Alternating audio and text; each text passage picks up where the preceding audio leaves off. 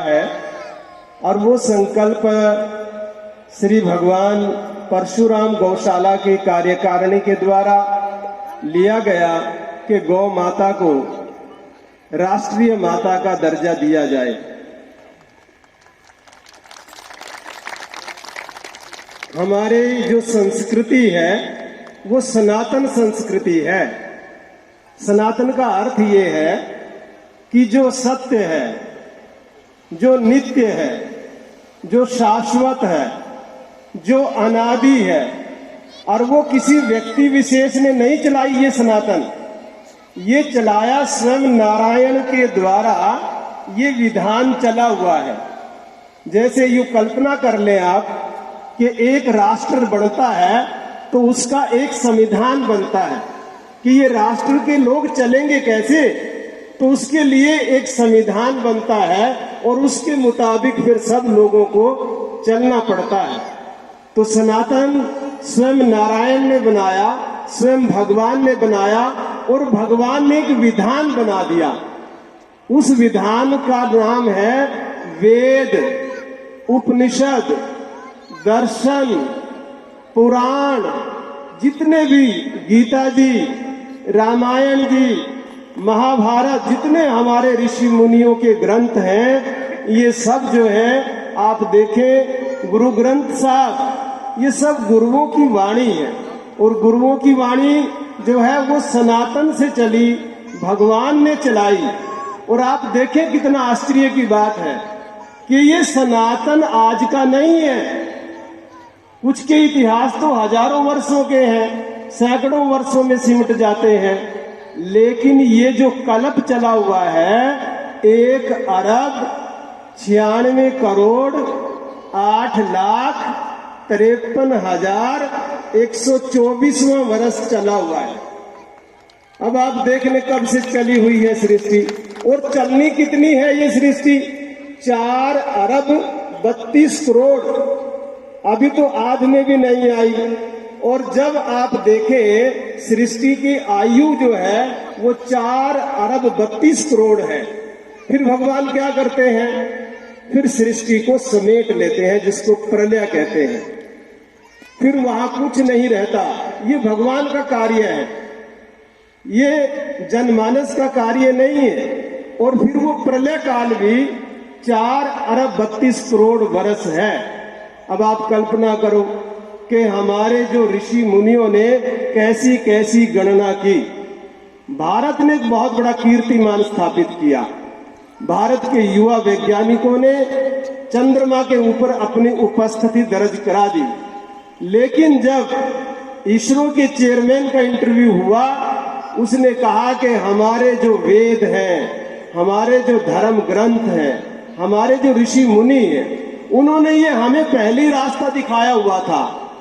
अब भारत चंद्रमा पर चला गया क्योंकि सारी गणना ऋषियों के द्वारा दी हुई थी। और अब भारत जो है सूर्य पर जाने लग रहा है। तो आप ये कल्पना करें कि ये कब का इतिहास है। कुछ लोग कहते हैं जी सनातन खत्म हो जाएगा। खत्म तो वो चीज होती है जो किसी ने बनाई है।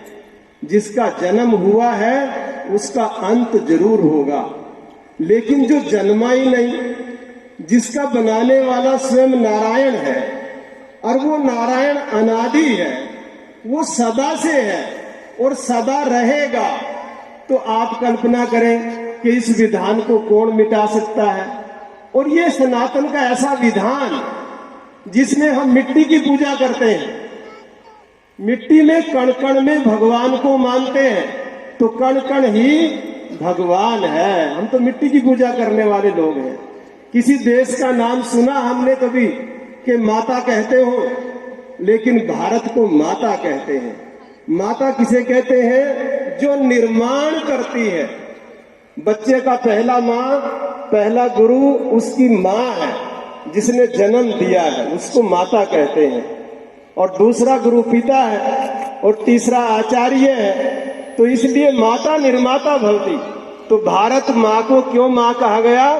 क्योंकि इसकी मिट्टी से हमें अन्न मिलता है, हमें जल मिलता है, हमें यहाँ से औषधियाँ मिलती हैं, हमें यहाँ से साग सब्जियाँ मिलती हैं, हमें यहाँ से खेलने का अवसर मिलता है, रहने का अवसर मिलता है।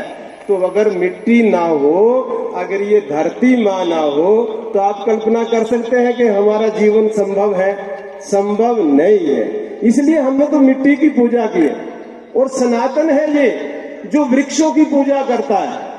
भगवान गीता में कहते हैं कि वृक्षों में पीपल तो मैं स्वयं हूं। तो इसलिए पीपल को ही क्यों कहा गया? सारे पौधों में भगवान स्वयं है। पीपल को इसलिए कहा गया क्योंकि उसका सबसे बड़ा बलिदान है। जो सेवा सबसे ज्यादा करेगा उसका नाम सबसे ज्यादा होगा। और उसमें आप देखें कि भाई कैसे होता है, पीपल 24 घंटे आपका जहर पीता है। जो भी जहर हम लोग छोड़ते हैं, पीपल 24 घंटे पीता रहता है। और कार्बन डाइऑक्साइड पी करके, आपका जहर पी करके क्या देता है? ऑक्सीजन देता है। 24 घंटे ऑक्सीजन देने वाला यदि कोई पेड़ है तो वो आपका पीपल है, बरगद है। आपका आंवले की पूजा हम करते हैं, हम बेलपत्र की पूजा करते हैं, हम ध्रुवा की पूजा करते हैं। इसके पीछे हम भगवान विष्णु की जो है आप देखें कि तुलसी माँ की पूजा करते हैं।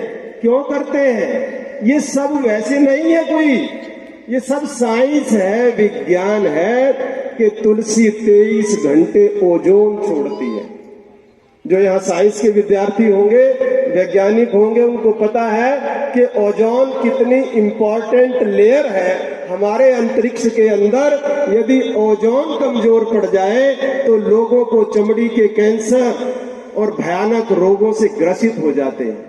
तो उस लेयर को पूरा करने के लिए तुलसी के पौधे, अन्य और जड़ी बूटियां और पौधे हैं। इसलिए हमारे ऋषि मुनियों ने उसमें नारायण का स्वरूप देखा है और हमने तुलसी की पूजा करनी प्रारंभ की है। तो मैं माताओं और बहनों कहना चाहूंगा, जिन भी वृक्षों की, पेड़ पौधों की पूजा आप करें, वो सारे के सारे जीवन दायनी पौधे हैं। तुलसी खाया करें, नीम के पत्ते खाया करें। बेल पत्र, जिन लोगों को बीपी रहता है, अगर वो 1 महीना बेल पत्र खा ले तो उनका बीपी चला जाएगा। तुलसी का प्रयोग कर ले तो कैंसर चला जाता है।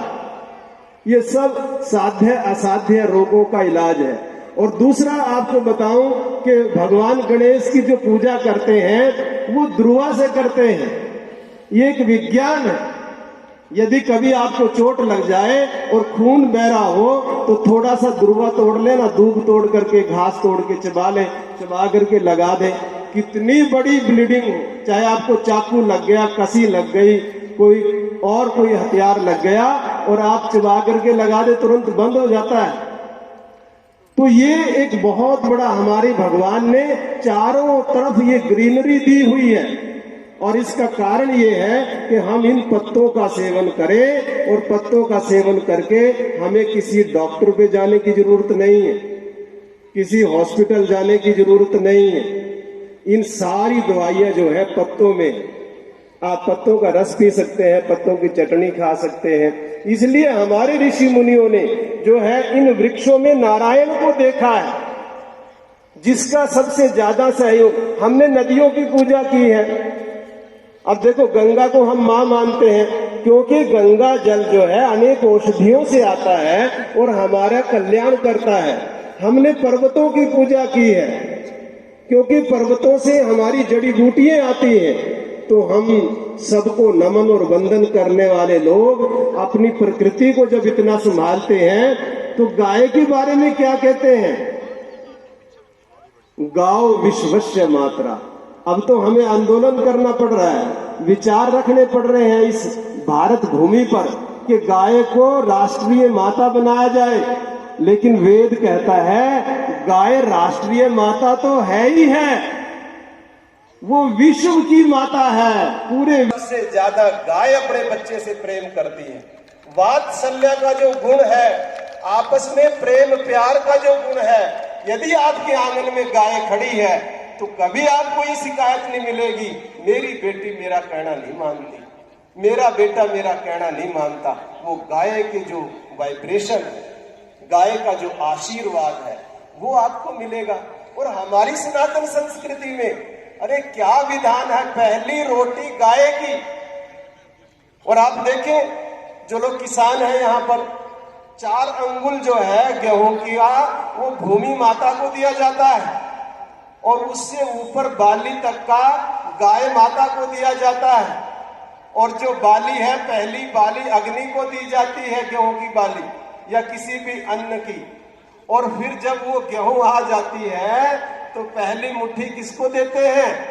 पहली मुट्ठी पक्षियों को देते हैं, क्योंकि पक्षियों का भोजन है ये आपकी दालें, ये आपका अन्न। और जब आटा बनता है, पहली मुट्ठी जो है माँ जो है, बहनें जो है, वो चींटियों को देती है। और जब वो आटा जो है ना मथ लेती हैं तो उसका थोड़ा सा हिस्सा मछलियों को डालती है और फिर जो है वो अपना खाना बनाती है। और खाने में पहली रोटी किसकी बनेगी? गौ माता की बनेगी। हमारे आंगन में गौ माता नहीं, किसको दोगे आप अपने पहली रोटी चूल्हे की? किसको दोगे? देवताओं को कैसे जिमाओगे? और अंतिम रोटी हमारे यहाँ कुत्ते को दी जाती है, फिर थाली लगती है। और माता बहनें थाली सबसे पहले किसकी लगती है? बुजुर्गों को देते हैं। ये सनातन विधान तो जरा विचार करो आप, इससे बड़ी साइंस, इससे बड़ा विज्ञान कहीं है। और फिर घर के लोग खाना खाते हैं, जब माँ को खाना चला गया, पिता को खाना चला गया, फिर हम लोग खाते हैं। तो मैं माताओं और बहनों से निवेदन करूंगा, ये बड़ा पुरुषार्थ किया गौशाला के कार्यकारिणी ने कि हम सबको यहाँ बुला करके और जो ये यज्ञ किया है